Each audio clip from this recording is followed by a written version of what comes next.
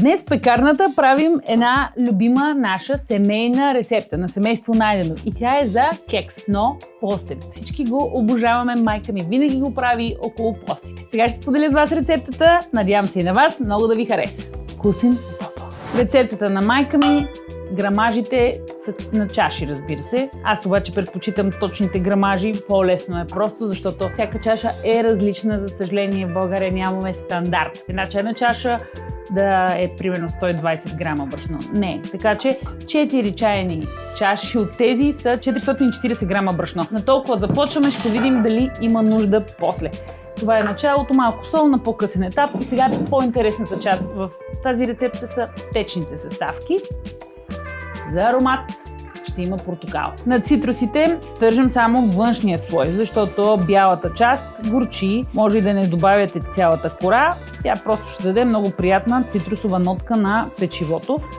Но е хубаво да е на фино ренде, за да не хрупаме коричките след това, защото те са твърди и няма да се сготвят. Едно време майка ми захаросваше портокалови корички. Обичайно декември месец, когато имаше портокали повече. Вече те са целогодишни, ако не се впечатлява толкова с тях. В тази зелената купа всъщност ще сложа всички течни съставки. Има семчици. Какво правим, когато има семчици? Нямам по-малка сетка, но през сетка минаваме и много лесно семчиците ще останат вътре. Когато имаме класически кекс, течните съставки са яйцата, които слагаме, прясното мляко или пък киселото. За постния ни трябват някакви алтернативни течности. Готово. Портокалът е вътре, много свежо за мириса. На Коледа, нищо, че сме малко преди Велик ден. Също хубав празник, но не може да караме само на кознаци. Течните съставки ще са вода, само че газирана. 2 чаши от нея. Това трябва да са точно 500 мл, но да видим. Защо газирана вода, а не обикновена?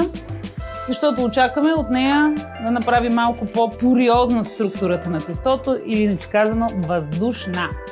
Вътре ще има и олио. Това си е класическата мазнина за кекс в България. От олиото половин чаша, може и кокосова мазнина.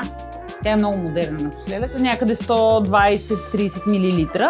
Ето така изглежда сместа, разпелена. Сега вътре захарта, за да може хубаво да се разтвори. Нали знаете, при обикновения кекс започваме с захар и яйца и разбиването им с миксер. Тук е времето да се послади с нещо. Най-добре да е кристална захар, може бяла, може кафява за повече аромат. Това са около 120 грама захар и хубаво тя да се разтвори. Символ на гостоприемство е кекса все още у нас, в България. Да нагостиш някой спитка е добре, но и с кекс на следобедно кафе или чай също върви. Разцепвам шушулката, малко е поизсъхнала и само семенцата ще влязат вътре.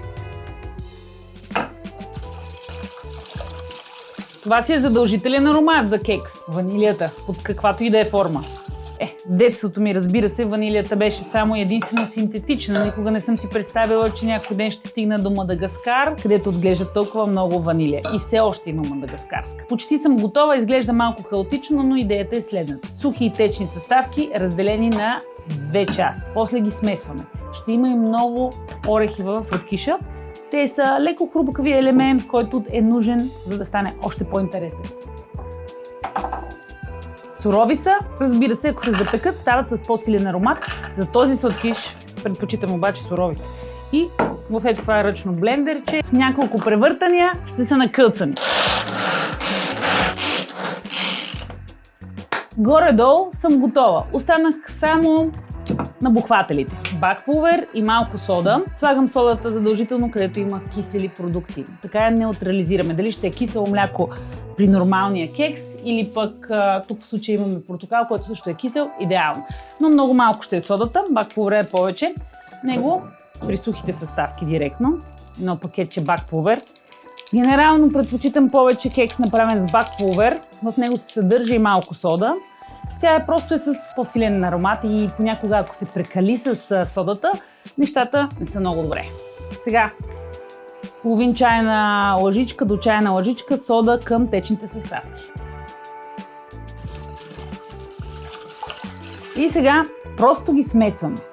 В случая купата на сухите съставки е по-голяма, така че вътре всичко. Но е така или най-лесно. Малко неразтворена захар. Хоп. И разбърквам без миксер, с обикновена лъжица, да видим дали ще се получи.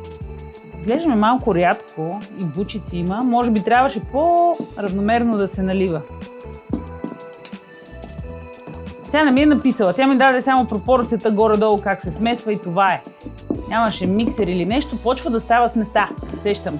По-рядко пръкна. Но има бучици и ще ми трябва телта. Защото първо се сипва малко от течните съставки, разбърква се и тогава. Много добре изглежда. Ще я пробвам. Доста е резливо. Време е да включа и фурната да загрява 180 градуса. Търсим. Буф. Сместа почти е готова. Кафе преди кекса и разбира се с кекса. Така, ядките. Могат да са и бадеми и става много приятно с тях. Но реших да спазя рецептата на мама Еми. Каза ми да са накрая, защото някой път сместа потъмнява. Разбърквам ги много бързичко. Малка част от основното тесто разделям в купа, знаете, и се добавя какао. Но първо ето, ела да видиш вътре. С много продукти, богат кекс ще бъде. Сега изсипам директно в купата, в която бяха течните съставки, нали помните? Няма да цапам повече. Толкова някъде. Край. На око. Тук наистина сме на око. И какао. Няма да го пресявам, защото скоро съм работила с него. Качествено какао, така че 2 лъжици макс, за да отцвети.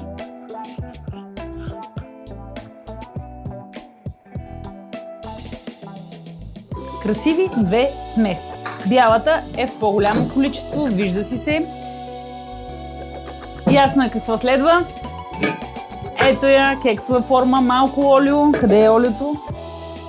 По принцип е с незалепващо покритие, но знае ли човек, едно време винаги се слагаше и олио, и брашно. Този път няма да слагам брашно, защото знаете, получава се един такъв филм по повърхността на кекса. На мен не ми е много приятен от препеченкото брашно, когато не е изтупано и е дебел слой. Хубаво намазвам, надявам се да бухне много този кекс. Тази форма е нова, да видим как ще се представи. И сега, схемата. Винаги имаме схема. На готвене, на подреждане. Бяла смес някъде... Колко? Да видим. Половината от бялата смес. О, тя тръгна. Еми, снимай. Сместа не чака. Аз дори да чакам Миро да снима, тя не чака. Така. Кафява смес. Колко изненадващо, нали? Не правим точно мраморен кекс. Но със сигурност ще има 2 цвята. Няма да се слеят и ще е приятно. С толкова много орехи. Остана само още един продукт, който да сложа и винаги присъства в този сладкиш. Сега ще ви го покажа. Кафявата смес е в историята. Да пробваме. Това ми беше любимо едно време. Кекса вече е във фурната. Купите се за мен. Сурово тесто. Кой не е опитвал, когато е бил малък? Да разчистя, че стана мазиляк. Не съм с тениска на зайчета, които танцуват. И аз танцувам и ви показвам продукта, за който ви споменах. Това е домашно сладко.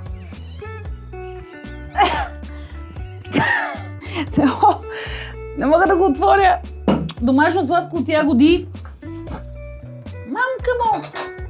Ще сложим малко сладко в кекса, домашно, за допълнителен разкош.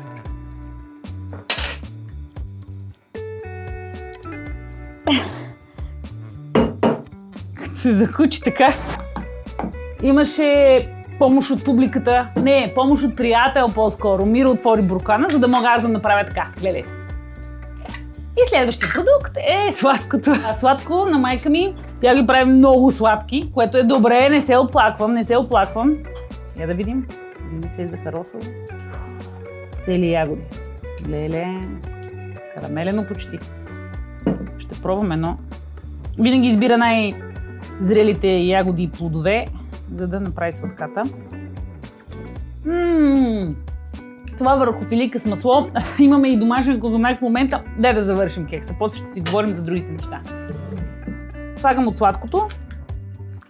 Ето така върху какаото. Може да е сладко по избор. С ягодите ще е супер. сливи харесвам, каквото имате, каквото решите и обичате.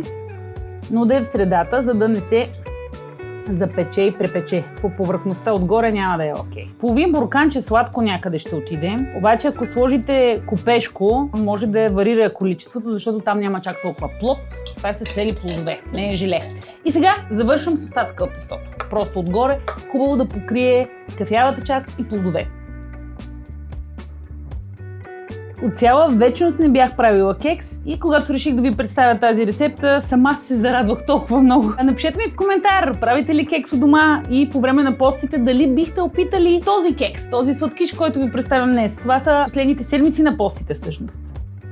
Следващата година повече постни рецепти. Или може би за Коледа.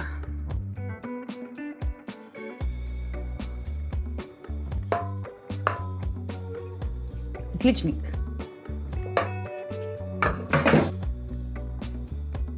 Забърсвам и хайде във фурната. Чао, чао!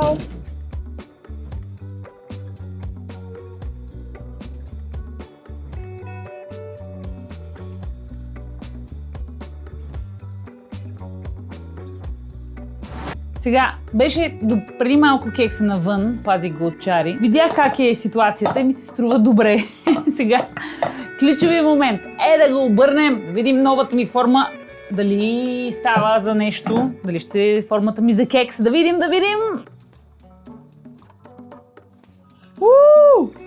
Леле, нищо не се е залепило. Ша-ла-ла-ла-ла. Перфектен кекс, оле, перфектен кекс, постен кекс. Защото с нощи правих постен кекс. На всеки може да не се получи. И на мен ми се е случвало, и на мен ми се случва, разбира се, не е случвало в минало време. Какво правя тогава, особено ако снимаме рецепта? Почваме наново, защото рецептите трябва да са топ, сполучливи, за да може после тези, които гледат пекарната на Лора, да си ги приготвят. И сега пък най-любимата ми част, да има отгоре пудра захар. Едно време майка ми слагаше 1-2 ванилийки в буркана с пудра захар, за да може и самата ванилия да е ароматизирана. Та-да-да-да! Тази захар ме изуми. Не съм ползвала отдавна тук в Карлово пудра захар и направо е като стиропор на големи бучки. Нищо, имам си цетка.